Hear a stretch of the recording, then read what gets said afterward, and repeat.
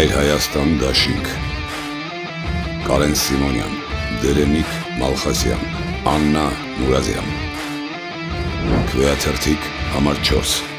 Միացիր, որ փոխենք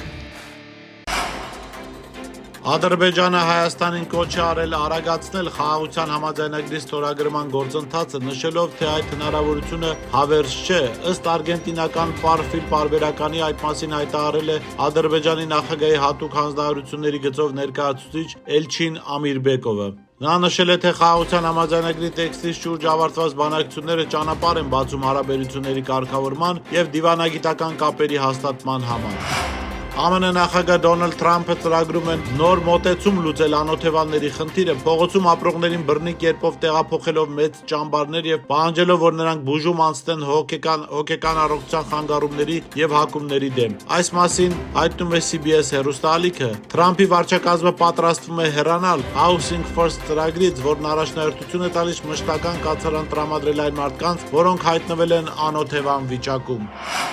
Իրանի գերագույն առաջնորդ Այաթոլլա Սեյեդ Ալի Խամենին համաձայնել է ներում շնորհել նվազեցնել կամ մեղմացնել ավելի քան 1500 իրանցի բանտարկյալների պատժամիջոցները, գրում է իրանական Մեհր գործակալությունը։ Այաթոլլա Խամենին չորեքշաբթի հավանություն է տվել դատական համակարգի ղեկավար Ղոլամ Հոսեյն Մոհասենիեջի խնդրանքին կասեցնել կամ մեղմել այն բանտարկյալների պատիժը, որոնք իրավասու են համարվում պայմանական վաղաժամկետ ազատման կամ պատժամիջոցների կրճատման համար։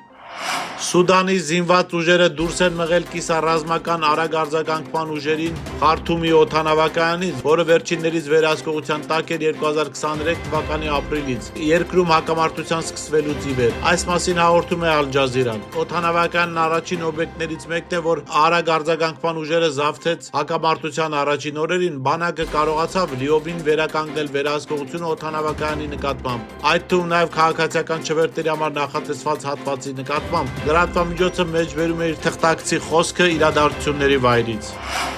Լիբանանի վարչապետ Նաուֆ Սալամը հայտարարել է, որ միջազգային հանրության եւ արաբական երկրների դիվանագիտական ճնշումը Իսրայելի վրա իր հարձակումները դադարեցնելու համար չի սպառվել, հաղորդում է ազգային լրատվական գործակալությունը։ Նա նշել է, որ Իսրայելի հետ հարաբերությունների կարգավորումը բոլոր լիբանանցիները լիովին մերժում են։ Գրանտ Սարալեում Ջոզեֆ Ալ-Քասիֆի գլխավորած Լիբանանի մամուլի խմբագիրների սինդիկատի պատվիրակության հետ հանդիպման ժամանակ Սալամը հայտարարել է, որ ֆրանսիացի բանագնաց Ժան-Իվ Լը Դրիանի Լիբանան այցի նպատակը վերակառուցման ջանքերի շուրջ քննարկումներն էր։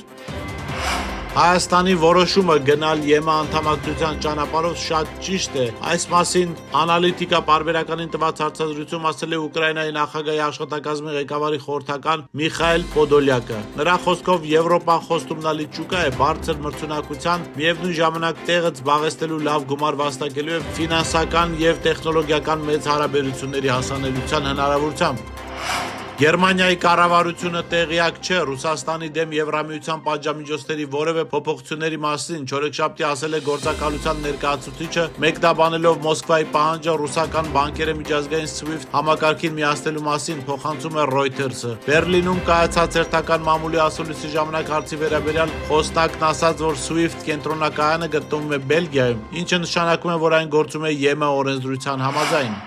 Հայաստանն ու Թուրքմենստանը բանակցություններ են վարում Թուրքմեն գազ պետական կոնցեռնից բնական գազի գնման գործարքի շուրջ, որի միջոցով հնարավոր կլինի թուրքմենական գազն Իրանի տարածքով հասցնել Հայաստան։ Այս մասին Երևանում անցկացված Հայաստանի Հանրապետության եւ Թուրքմենստանի միջև տնտեսական համագործակցության միջկառավարական հանձնաժողովի 10-րդ նիստի ընթացքում հայտարարել է ՀՀ վարչապետի խորհրդական Արտաշես Թումանյանը։